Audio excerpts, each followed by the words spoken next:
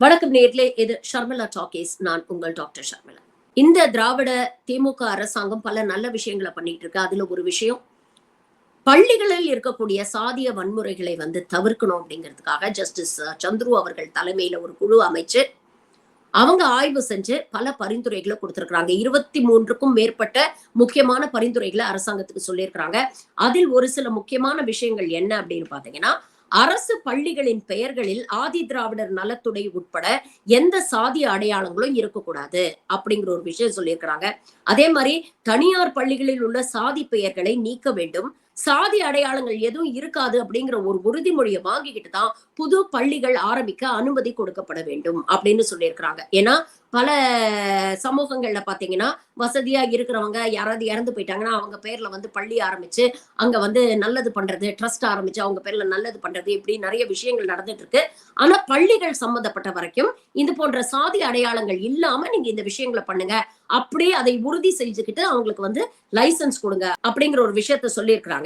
அதே மாதிரி குறிப்பிட்ட சாதி ஆதிக்கம் உள்ள பகுதிகளில் அதே சமூகத்தை சேர்ந்தவர்களை தலைமை ஆசிரியராக நியமிக்க கூடாது அப்படின்னு சொல்லியிருக்காங்க. ஒரு மாவட்டத்துல இல்ல ஒரு பகுதியில, ஒரு பள்ளி இருக்கக்கூடிய பகுதியில குறிப்பிட்ட ஒரு சாதியுடைய ஆதிக்கம் இருக்குன்னா அதே சமூகத்தை சேர்ந்தவர்களை தலைமை ஆசிரியரா நியமிக்காதீங்க. அப்படி நியமிக்கும் பொழுது அந்த தலைமை ஆசிரியருக்கு ஒரு சாதிய மனப்பான்மை இருக்கு அப்படிங்கும் பொழுது இது போன்ற விஷயங்களை அடுத்த தலைமுறைக்கு கடத்துறதுக்கான வாய்ப்புகள் இருக்கு. அப்ப இதை தவிர்க்க இது போன்ற விஷயங்களை செய்யலாம் அப்படின்னு இருக்காங்க. அதே மாதிரி இன்னொரு விஷயமும் சொல்லியிருக்கிறாங்க, பீரியாடிக் இன்டர்வல்ஸ்ல இவங்களுக்கு இடமாற்றமும் வழங்கப்பட வேண்டும். ஒரே இடத்துல ரொம்ப நாள் ரீடைன் பண்ணாதீங்க. ஒரு ரீசனபிள் பீரியட் ஆஃப் டைம்க்கு அப்புறம் இந்த ஆசிரியர்களை டிரான்ஸ்பர் பண்ணிக்கிட்டே இருங்க அப்படிங்கிற ஒரு விஷயத்த அவங்க பதிவு பண்ணியிருக்கிறாங்க. அதே மாதிரி ஆசிரியர்களை தேர்வு செய்யும் போது சமூக நீதி சார்ந்த அவர்களுடைய நிலைப்பாடு என்ன அப்படிங்கறத கண்டறிய வேண்டும் அப்படிங்கறதையும் மென்ஷன் பண்ணியிருக்கிறாங்க. ஆசிரியர்களுக்கு தொடர்ந்து வகுப்புகள் நடத்தி, ஓரியன்டேஷன் கிளாஸஸ் நடத்தி இது போன்ற பிரச்சனைகள், சாதிய ஏற்றத்தாழ்வு, இதனால் வரக்கூடிய ஒரு பிரச்சனைகள், வன்முறைகள், இதெல்லாம் எப்படி தவிர்க்கிறது, எப்படி தடுக்கிறது, மக்களுக்கு அதுவும் குறிப்பாக மாணவர்களுக்கு சமூக நீதியை பத்தி எப்படி சொல்லிக் கொடுக்கறது, அதை வெறும் வார்த்தைகளா இல்லாம அதை எப்படி அவங்களுடைய வாழ்க்கை முறையா மாற்றுறது, இதுக்கெல்லாம் ரெகுலர் ஓரியன்டேஷன் ஆசிரியர்களுக்கும் தேவை, மாணவர்களுக்கும் தேவை. இதை தொடர்ந்து நடத்தணும் அப்படிங்கிற ஒரு விஷயத்தையும் சொல்லியிருக்காங்க. அதே மாதிரி மாணவர்களுக்கு என்னெல்லாம் சொல்லியிருக்கிறாங்க அப்படின்னு பாத்தீங்கன்னா, முக்கியமா கைகளில் வண்ண கயிறுகளும் நெற்றியில் திலகமும் உள்ளிட்டவற்றுக்கு தடை விதிக்க வேண்டும் அப்படின்னு சொல்லியிருக்கிறாங்க. நிறைய சமூகத்தை சார்ந்தவர்கள் அந்த சமூகத்தின் அடையாளமாக இல்ல அந்த குறிப்பிட்ட ஒரு ஜாதி கட்சியோடைய அடையாளமாக அந்த கையில கயிறு கட்டிட்டு வருதோ இல்ல அந்த நிறத்துல நெத்தியில திலகம் இட்டு கொண்டு வருவதும் இதெல்லாம் தவிர்க்கப்பட வேண்டும். எந்த விதமான ஒரு சாதி அடையாளத்துக்கும் பள்ளிக்கூட வளாகத்துல நீங்க இடம் கொடுக்க கூடாது அப்படிங்கிற ஒரு விஷயத்த சொல்லியிருக்காங்க. வரவேற்கப்பட வேண்டிய விஷயம். அதே மாதிரி மாணவர்களின் வருகை பதிவேட்டில் எக்காரணத்து கொண்டும் சாதி பெயர் இடம்பெறக்கூடாது. அட்டெண்டன்ஸ் ரெஜிஸ்டர்ல இதை மென்ஷன் பண்ணாதீங்க அப்படிங்கிற ஒரு விஷயத்த சொல்லியிருக்கிறாங்க. அதே மாதிரி அவங்களுடைய கம்யூனிட்டி சர்டிபிகேட், அவங்களுடைய சாதி டீடைல்ஸ் இதெல்லாம் கான்பிடென்ஷியலா மெயின்டைன் பண்ணும் ஸ்கூல் அத்தாரிட்டிஸ் அப்படிங்கிற ஒரு விஷயத்த சொல்லியிருக்காங்க. அதே மாதிரி கிளாஸ்ல மாணவர்களை உட்கார வைக்கும் பொழுது கூட அந்த சாதின்னு பிரிச்சு உட்கார வைக்காம எல்லாரையும் அட்டெண்டன்ஸ் ஆர்டர்ல உட்கார வைங்க, ரோல் நம்பர் அடிப்படையில உட்கார வைங்க, தொடர்ந்து அவங்களுக்கான ஓரியன்டேஷன் கிளாஸஸ் நடத்துங்க. இது போன்ற 23க்கும் மேற்பட்ட சஜஷன்ஸ் ஜஸ்டிஸ் சந்துரு கொடுத்திருக்கிறாரு. ரொம்ப வரவேற்கப்பட வேண்டிய ஒரு விஷயம்.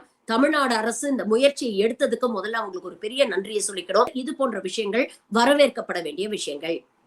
ஆனா நேத்து பாஜகவுடைய மூத்த தலைவரான ஹெச் ராஜா ஒரு பிரஸ் மீட் கொடுக்கிறாரு. அந்த பிரஸ் மீட்ல அவர் என்ன சொல்றாரு, ஜஸ்டிஸ் சந்துரு அவர்கள் ஒரு இவாஞ்சலிக்கல் மிஷன்ல இறங்கி இருக்கிறாரு. ஹிந்து மதத்துக்கு எதிரான நடவடிக்கைகள் எல்லாம் அவர் பரிந்துரை பண்ணியிருக்கிறாரு. ஹிந்து மதத்தின் மீது இருக்கக்கூடிய காழ்ப்புணர்ச்சியில இது போன்ற ஒரு அறிக்கையை கொடுத்திருக்கிறாரு. அதனால இந்த அறிக்கை முற்றிலும் நிராகரிக்கப்பட வேண்டிய ஒரு அறிக்கை. தமிழக அரசு இந்த அறிக்கையை ஏத்துக்க கூடாது, இந்த அறிக்கையில் கொடுத்திருக்கக்கூடிய பரிந்துரைகளை ஏற்றுக்க கூடாது அப்படிங்கிறார். அதுவும் எவ்வளவு நேக்கா திருப்புறாங்க பாருங்க, எவ்வளவு நேக்கா திரிக்கிறாங்க. ஹெச் ராஜா பேசும்போது அந்த பிரஸ் மீட்ல சொல்றாரு, திலகம் வச்சுட்டு வரக்கூடாதுன்னு சொல்றாங்க, கயிறு கட்டிட்டு வரக்கூடாது அப்படின்னு சொல்றாங்க. இப்ப நான் கூட தான் கையில சிகப்பு கயிறு கட்டியிருக்கேன். இதோ பக்கத்துல நிக்கிறார் நயினார் நாகேந்திரன், அவர் கூட தான் கையில கருப்பு கயிறு கட்டி இருக்கிறாரு. அப்ப இதெல்லாம் ஒரு மதத்தோடைய அடையாளம் தானே. அப்ப இதெல்லாம் நீங்க கட்டிட்டு வரக்கூடாது அப்படின்னு நீங்க சொல்றது ஒரு குறிப்பிட்ட மதத்துக்கு, இந்து மதத்துக்கு எதிராக நீங்க நடவடிக்கைகள் எடுக்கிறீங்க. திமுக எப்பவுமே ஆன்டி ஹிந்துவா தான் இருந்திருக்கு. இது போன்ற நடவடிக்கைகள் இவங்களுக்கு வாடிக்கையா போச்சு அப்படின்னு இதை திருப்ப முயற்சி பண்றாரு. ஜஸ்டிஸ் சந்துரு கொடுத்த அறிக்கையில ரொம்ப தெளிவா சொல்லியிருக்கிறாரு. சாதியை குறிக்கும், ஒரு குறிப்பிட்ட சமூகத்தை குறிப்பும், இல்ல ஒரு குறிப்பிட்ட சாதி கட்சியை குறிக்கும் அடையாளங்களை தான் தவிர்க்கணும் அப்படின்னு சொல்லியிருக்காரு. அது ஒரு ரிப்போர்ட்டர் தெளிவா கேட்கிறாரு. அங்க இருக்கக்கூடிய ஒரு ரிப்போர்ட்டர் கேட்கிறாரு, சார் அரசாங்கமோ இல்ல ஜஸ்டிஸ் சந்துருவோ குங்குமம் வைக்க கூடாது, திருநீர் வைக்க கூடாது, சந்தனம் வைக்க கூடாதுன்னு சொல்லல சார். சாதி அடையாளம் உள்ளக்கூடிய திலகமோ இல்ல கைரோ தான் கட்டக்கூடாதுன்னு சொல்லியிருக்கிறாங்க. இதுல உங்களுக்கு என்ன பிரச்சனை, இதுல எங்க இந்து மதம் வந்தது அப்படின்னு தெளிவா ஒரு கேள்வியை கேட்கிறார். அந்த கேள்விக்கு இவங்களுக்கு பதில் சொல்ல துப்பில். ஆனா அந்த கேள்விக்கு நேரடியா பதில் சொல்ல இவங்களுக்கு துப்பில்ல. ஏன்னா இங்க சாதிய சம்பந்தப்பட்ட ஒரு விஷயத்த மத சம்பந்தப்பட்ட ஒரு விஷயமா மடைமாற்ற இந்த பாஜக முயற்சி பண்ணுது. இங்க ஒரு குறிப்பிட்ட மதத்துக்கு எதிராக எந்த ஒரு விஷயமும் நாம பேசல. இப்படிப்பட்ட கேள்விக்கு ராஜா என்ன தெரியுமா பதில் சொல்றாரு, நீங்க தானே சொன்னீங்க ஹிஜாப் போட்டுக்கிட்டு எல்லாம் வருது தவறு இல்ல, ஹிஜாப் போட்டுக்கிட்டு ஸ்கூலுக்கு வரத ஏன் தவிர்க்கிறீங்க அப்படின்னு பேசின அதே கூட்டம் தானே இன்னைக்கு மத அடையாளங்களோட உள்ள வரக்கூடாது அப்படின்னு சொல்லுது அப்படிங்கிற எதிர்கேள்வி வைக்கிறார். அப்படிப்பட்ட தற்கொலைகளுக்கு நம்ம பதில் சொல்ல வேண்டிய தேவை இருக்கு. அன்னைக்கு ஹிஜாப போட்டுக்கிட்டு பள்ளிக்கூடத்துக்கு வரக்கூடாதுன்னு சொன்னோன்னே அன்னைக்கு நாம சப்போர்ட் பண்ணோம். ஏன்னா அந்த பெண்கள், அந்த சமூகத்தை சேர்ந்த, அந்த குறிப்பிட்ட மதத்தை சேர்ந்த பெண்கள் வெளியில படிக்கிறாங்க அப்படிங்கறத பெரிய விஷயம். அப்ப அப்படிப்பட்ட ஒரு ஹிஜாபை காரணம் காட்டி அந்த சிறுபான்மை சமூகத்தில் இருக்கக்கூடிய பெண்களுடைய படிப்புக்கு நீங்க கேட்டு போட்டீங்கன்னா அதை எதிர்த்து நம்ம கேள்வி கேட்டோம். அந்த பிள்ளைங்க படிக்க வராங்க, படிச்சு பாஸ் பண்றாங்க அப்படிங்கும் பொழுது அவர்களுக்கு கல்வி அறிவு மேம்படும். அந்த கல்வி அறிவு வரும்போது பல விஷயத்துல பகுப்பாய்ந்து ஒரு தெளிவு கிடைக்கும். அப்படி ஒரு தெளிவு கிடைக்கும் போது அந்த சமூகம் முன்னேறும் பொழுது இந்த ஹிஜாப் அணியணும் அப்படின்ற சில விஷயங்களை கஸ்டம்ஸ் அவங்களே கைவிட்டுருவாங்க. வரக்கூடிய ஜெனரேஷன்ஸ் அது தானாவே நடக்கும். இன்னைக்கும் இந்த அரசாங்கம் அந்த நிருபர் கேட்ட மாதிரி எந்த ஒரு மதத்துக்கு எதிராகவும் எதுவுமே சொல்லல. நீங்க சிலுவை போட்டுட்டு வரக்கூடாது, நீங்க ருத்ராட்சம் போட்டுட்டு வரக்கூடாது, நீங்க விபூதிய குங்குமம் சந்தனம் எல்லாம் வைக்க கூடாதுன்னு எந்த அரசாங்கமும் சொல்லல. திமுக அரசாங்கமும் சொல்லல, இல்ல ஜஸ்டிஸ் சந்துருடைய அறிக்கையிலும் சொல்லல. உங்களுடைய சாதி அடையாளங்களை குறிக்கக்கூடிய குறியீடுகளை தான் வேணாம் அப்படின்னு சொல்றாங்க. யூனிஃபார்ம் எதுக்கு வச்சிருக்கோம்? ஒரு பள்ளிக்கூடத்துல வசதியான வீட்டு பிள்ளைங்களும் படிக்கும், ஏழை வீட்டு பிள்ளைங்களும் படிக்கும். அப்ப அந்த பிள்ளைங்களுக்கு கூட எந்த பாகுபாடும் இருக்கக்கூடாது. எல்லாரும் ஒரே மாதிரியா பார்க்கணும். அங்க இருக்கக்கூடிய ஆசிரியர்களும் சரி, மற்றவர்களும் சரி, மற்ற பிள்ளைகளும் சரி, நாம எல்லாமே இங்க படிக்க வந்திருக்கோம். இங்க ஒருத்தன் வசதி, ஒருத்தன் தாழ்த்தப்பட்டவன் அப்படின்ற எந்த பாகுபாடும் கிடையாது. நாம எல்லாமே ஒரு தாய் வயிற்று பிள்ளைகளா இங்க கல்வி கற்க வந்திருக்கிறோம் அப்படிங்கிற ஒரு சமநிலையை ஏற்படுத்ததானே ஒரு யூனிஃபார்ம்னு வச்சிருக்கிறோம். இவங்களுக்கு என்ன பிரச்சனைனா, இவர்களுடைய அரசியலுடைய அடிநாதமே பிரிவினைவாதம் தான். மதத்தை சொல்லி மனுஷங்களை பிரிச்சு வச்சாதான் இவங்க அரசியல் நடத்த முடியும், இவங்க கல்லா கட்ட முடியும். இங்க தமிழ்நாட்டுல மதத்தை சொல்லி பிரிவினைவாதம் ஏற்பட மாட்டேங்குது. அப்போ இந்த மாதிரி சின்ன சின்ன சாதி சங்கங்களை எல்லாம் கையில போட்டுக்கிட்டு அவங்கள தொடர்ந்து பிரெயின் வாஷ் பண்ணி சாதி ரீதியான ஒரு பிரிவினையை இங்க ஏற்படுத்தி அதுல குளிர்காய நினைக்குது பாஜக போன்ற சங் பரிவார் கூட்டம். இன்னைக்கு இது போன்ற முயற்சிகள் இவர்களுடைய அரசியலுக்கு எதிர்வினை ஆற்றும் அப்படிங்கிற பயத்துலதான் ஹெச் ராஜா போன்றவர்கள் வெளியில கதறிட்டு இருக்காங்க. உண்மையிலே ஒரு சமூகம் ஆரோக்கியமா இருக்கணும்னு நினைச்சாங்கன்னா, எந்த ஒரு அரசாங்கமும் இது போன்ற நல்ல முயற்சிகள் எடுத்தாங்கன்னா அதற்கு துணை நிற்க வேண்டும். ஆனா அதை மடை மாற்றி திசை திருப்பி அதுக்கு ஒரு தவறான ஒரு விஷயத்தை கற்பிக்க முயற்சி பண்றீங்க பாத்தீங்களா? இந்த கேவலமான அரசியலை தான் தமிழ்நாட்டுல வேண்டாம்னு சொல்லி தொடர்ந்து நிராகரித்து வருகிறோம். அரசாங்கம் ஒரு நல்ல முயற்சி எடுத்திருக்கு, நல்ல பரிந்துரைகளை அவர் கொடுத்திருக்கிறாரு.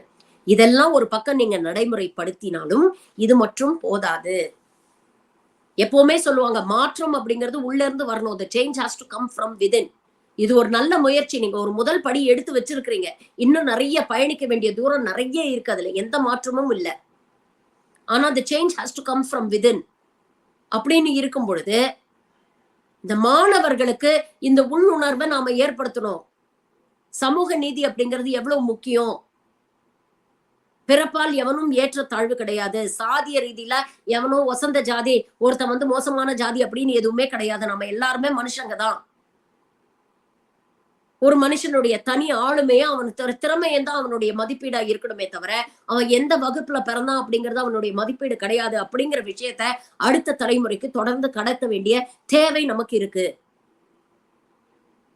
அதற்கு இந்த முயற்சிகள் மட்டும் இல்லாம பெரியாருடைய கொள்கைகள், அம்பேத்கருடைய கொள்கைகள்லாம் நம்ம சொல்லிக் கொடுக்க வேண்டியிருக்கு. பெண் ஏன் அடிமையானால் அப்படிங்கிற ஒரு புத்தகத்தை எல்லா பள்ளிக்கூடத்திலையும் தயவு செஞ்சு கொடுங்க. 80 பக்கம் புக்கு தான் அது. அதை பெண்கள் படிக்கிறதை விட ஆண்கள் இன்னும் அதிகமா படிக்கணும். இன்னைக்கு இருக்கக்கூடிய சமூகத்துக்கு தேவையான முற்போக்கு சிந்தனைகள் எல்லாமே அந்த புக்ல இருக்கு. அம்பேத்கரை வெறும் ஃபாதர் ஆஃப் த கான்ஸ்டிடியூஷன் அப்படின்னு மட்டும்தான் சிலபஸ்ல நம்ம கத்துக் கொடுக்கிறோம். அதை தாண்டி அம்பேத்கர் என்னெல்லாம் சொன்னாரு, அவருடைய ஐடியாலஜிஸ் என்ன, அவர் எப்படிப்பட்ட ஒரு சமூகத்தை உருவாக்கணும்னு முயற்சி பண்ணாரு, இதெல்லாம் பத்தி என்னைக்கு கத்துக் கொடுக்க போறோம் இந்த பிள்ளைங்களுக்கு? அப்படிப்பட்ட சோசியல் ரெவல்யூஷனரிஸ் பத்தி இந்த சமூகத்தையே புரட்டி போட்டு ஒரு ஆறான சமூகத்தை ஏற்படுத்தணும், எந்த ஏற்றத்தாழ்வும் இல்லாத ஒரு சமூக நீதியை தூக்கி பிடிக்கக்கூடிய ஒரு சமூகத்தை உருவாக்கணும் அப்படின்னு கனவு கண்ட இந்த மாபெரும் தலைவர்களை பத்தி தயவு செஞ்சு சொல்லிக் கொடுங்க சிலபஸ்ல. சங்கிகள் பண்றாங்க பாத்தீங்களா, சிலபஸ்ல எவ்வளவு மாற்றங்கள் கொண்டு வராங்க. நேத்து என்சட்டோட தலைவர் சொல்றாரு, பாப்ரி மஸ்ஜித் பற்றின தகவல்கள் எல்லாம் வெகுவாக குறைச்சிட்டாங்க சிலபஸ்ல. கோத்ரா ரைட்ஸ பத்தி சொல்லிக் கொடுக்க மாட்டேங்கிறாங்க.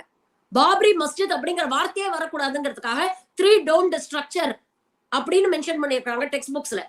கேட்டா என்ன சொல்றாரு, வன்முறையை பத்தி சொல்லி கொடுத்தா குழந்தைங்களுக்குள்ள வன்முறை உணர்வு அதிகமாயிருமா, அப்போ 2ஆம் உலக போரை பத்தி சொல்லி கொடுத்தா எல்லாரும் ஹிட்லரா மாறிடுவான்னு சொல்ல வரீங்களா? அப்ப சுதந்திர போராட்டம், இந்திய சுதந்திர போராட்டத்தை பத்தியும் அதற்காக உயிர் நீத்த அவ்வளவு தியாகிகளை பத்தியும் இனிமேல் சொல்லிக் கொடுக்க மாட்டீங்களா? எவ்வளவு நாக்கா அவங்களுக்கு எதிராக இருக்கக்கூடிய விஷயங்களை வரலாற்றுல நீக்கி வரலாற்றையே மாற்ற முயற்சி பண்ணுது பாத்துங்க அந்த கூட்டம். அப்படி இருக்கும் பொழுது நாம குழந்தைங்களுக்கு என்ன சொல்லி கொடுக்கணும் அப்படிங்கறதுல இன்னும் இரட்டிப்பு கவனமா நம்ம இருக்க வேண்டிய தேவை இருக்கு. இதற்குதான் சொல்றோம் தொடர்ந்து கல்வி மாநில பட்டியலுக்கு வரணும் அப்படின்னு. அட்லீஸ்ட் இங்க இருக்கக்கூடிய மாநிலம் சார்ந்த மாநில சிலபஸ்ல படிக்கக்கூடிய குழந்தைங்களுக்கு தயவு செய்து பெரியார், அம்பேத்கர் போன்ற தலைவர்களுடைய பாடங்களை கொண்டு போய் சேருங்க. பெரியார், அம்பேத்கர் அப்படிங்கிற பேரை தாண்டி அவங்களுக்கு பின்னால இருக்கக்கூடிய அந்த சித்தாந்தங்கள் என்ன, அவங்க எப்படிப்பட்ட சமூகம் அமையணும்னு கனவு கண்டாங்க அப்படிங்கிற விஷயம் அடுத்த தலைமுறைக்கு போய் சேர்ந்தாலே இந்த விஷயங்கள் பாதிக்கும் குறையும். அதுக்குதான் சொல்றேன், இந்த change has to come from within. உள்ள இருந்து மாற்றம் வரணும். உள்ள இருந்து மாற்றம் வந்தாதான் அது அடுத்த தலைமுறைக்கு போய் சேரும். அதற்கான ஒரு ஆரம்ப புள்ளியாக இந்த முயற்சி இருக்கும் அப்படின்னு நம்புறோம்.